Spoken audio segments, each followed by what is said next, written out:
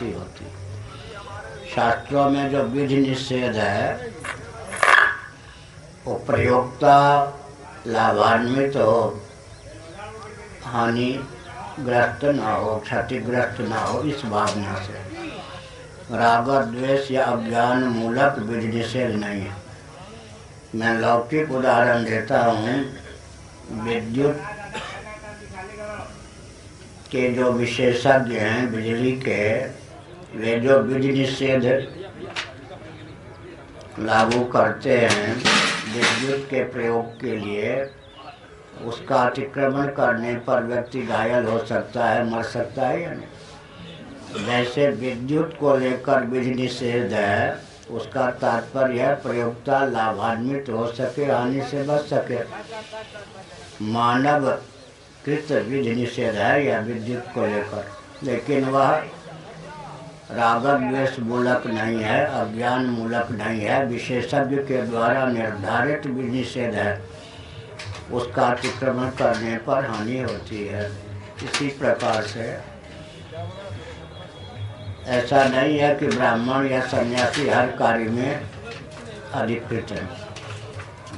वक्ता लोग तब विस्फोट कर देते हैं जब स्त्री और शूद्र को लक्ष्य बनाकर वो बोलने लगते हैं। इस बात को भूल जाते हैं कि ब्राह्मण भी, सबसे ज़्यादा निषेध तो ब्राह्मण के लिए है, उससे भी निषेध सन्यासियों के लिए भी है, उससे भी अधिक निषिद्ध हमारे लिए है कि अग्नि भी हम स्पर्श नहीं कर सकते। केवल ऐसा नहीं बोलना चाहिए कि स्त्रियों का अधिकार क्यों नहीं, शूद्रों का क्यों नहीं। सबसे ज़्यादा निषेध तो हम पर लागू है या नहीं। हम मान लीजिए हम कर्मकांड के विशेषज्ञ हैं, हम कर्मकांड नहीं करा सकते, हम अग्नि स्पर्श नहीं कर सकते, हम भोजन नहीं बना सकते, हम सफ़ेद वस्त्र नहीं धारण कर सकते। तो सबके लिए विधि है, सबके लिए निषेध है। ऐसा नहीं कि शूद्रों के लिए निषेध है। बहुत सी ऐसी चीज़ें हैं जो शूद्रों के लिए निषिद्ध नहीं है। लहसुन प्याज ब्राह्मण के लिए निषिद्ध है क्या? कुछ ऐसे पदार्थ हैं जहाँ किसी के लिए निषेध नहीं है। निषेध केवल स्त्रियों के लिए ही नहीं है। अब यज्ञशाला में दक्षिण भाग में बैठाया जाता है या नहीं, तो सम्मान हुआ या नहीं। पुरुष कहें कि नहीं, तुम पत्नी हो, तुम भाई और बैठो, तो यज्ञ का फल नहीं मिलेगा।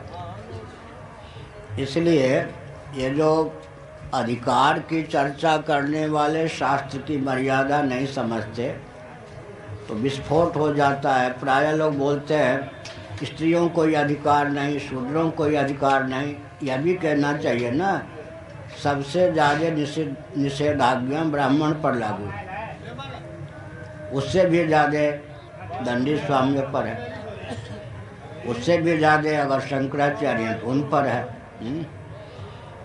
सबके ऐसा नहीं कि किसी के लिए विधि हो, किसी के लिए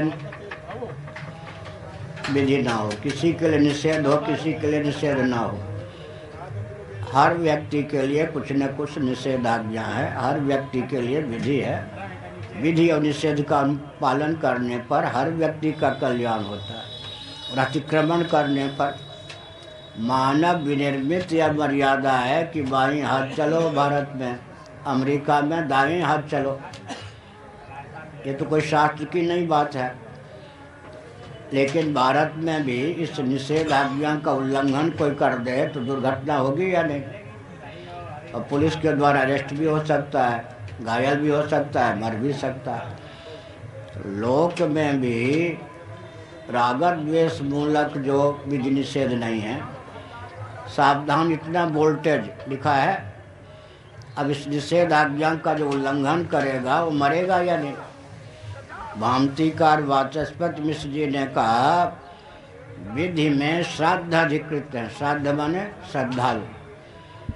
विधि का पालन आप करें, अगर फल की इच्छा है, फल नहीं चाहते मत कीजिए। स्वर्ग कामो यजेत, अगर आपको स्वर्ग चाहिए तो अग्निहोत्री बनिए, नहीं चाहिए मत बनिए। लेकिन निषेधाज्ञा का उल्लंघन किया तो चपेट में पड़े बिना नहीं रह सकेंगे। ठीक है, विधि में आपकी आस्था है, श्रद्धा है तो कीजिए, नहीं श्रद्धा है मत कीजिए। निषेध जहाँ पर कहा गया वहाँ आपकी श्रद्धा नहीं है, वहाँ श्रद्धा काम नहीं करेगी। निषेध का उल्लंघन किया, निषिद्धाज्ञा का उल्लंघन किया, चपेट में पड़ जाएंगे। इसलिए राग द्वेष मूलक विधि निषेध नहीं है, प्रयोक्ता लाभान्वित हो सके, हानि से बच सके, इस दृष्टि से।